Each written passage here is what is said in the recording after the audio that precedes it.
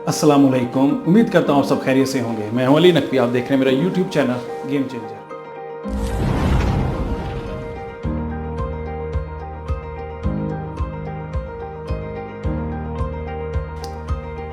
मैं आज आपके पास जो कहानी लेके आऊँ, ये सिर्फ कहानी नहीं है, ये एक हकीकी, एक जीते जागते इंसान की स्टोरी है।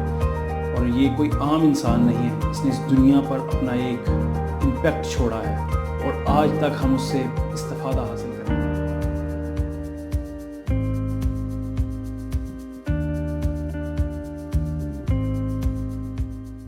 बच्चा मालूम करता है कि इस ख़त में क्या लिखा हुआ है।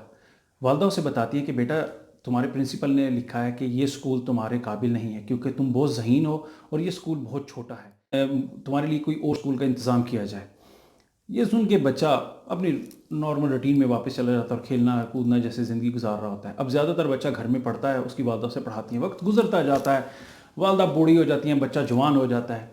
बीमार होने के बाद उनकी वालदा वफ़ात पा जाती हैं। बहुत अरसा गुजर जाता है। ये नौजवान अब नौजवान से जवानी से बुढ़ापे की तरफ कदम रखता है। एक दिन अपने घर की कुछ पुरानी चीज़ों को समेट रहा होता है।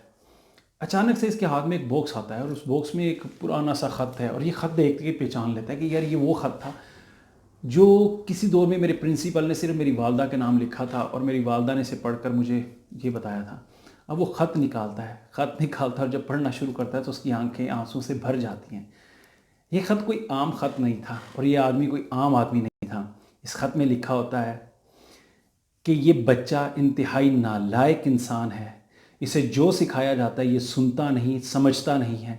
इसे हम स्कूल से इसका नाम खारिज कर रहे हैं क्योंकि अगर ये बच्चा मज़ीद हमारे स्कूल में रहेगा तो हमारे माहौल, स्कूल के माहौल को भी ख़राब करेगा और हमारे बच्चों को भी ख़राब करेगा। इसलिए बराए मेहरबानी आप अपने बच्चे को घर पर रखें। ऐसे बच्चे को हम स्कूल में मज़ीद बर्दाश्त नहीं कर सकते। अब ये ख़त पढ़ने के बाद उसके दिमाग में बहुत सारी चीज़ें गूंजी। और ये कोई आम बच्चा नहीं था, ये था थॉमस एडिसन, अमेरिका का ग्रेट इन्वेंटर।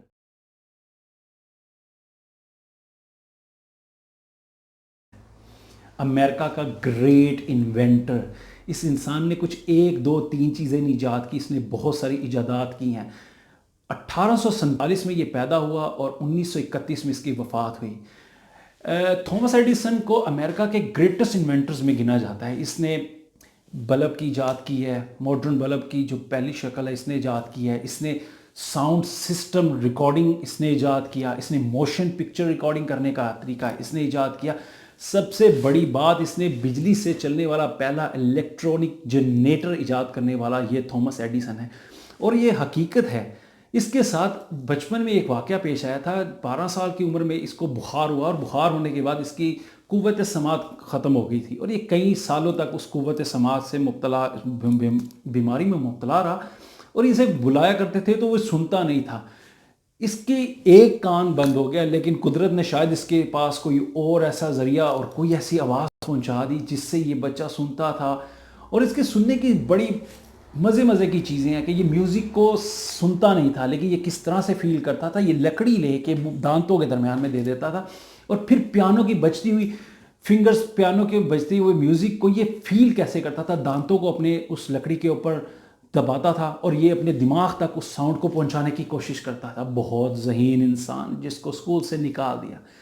वाक़या का सबसे बड़ा इम्पैक्ट और जो स्टोरी में मैंने सीखा कि अगर जो माँ हमें पैदा कर सकती है, ये माँ हमें बना भी सकती है। किसी ने सही कहा था कि हर कामयाब इंसान के पीछे एक औरत का हाथ होता है, तो ये सच है। वो औरत कोई भी हो सकती है, आपकी बेगम हो सकती है, आपकी बहन हो सकती है, आपकी माँ। और मेरे नज़दीक माँ ही वो सबसे बड़ी हस्ती है जो आपको बनाने में कलीदी रोल आपका निभाती है।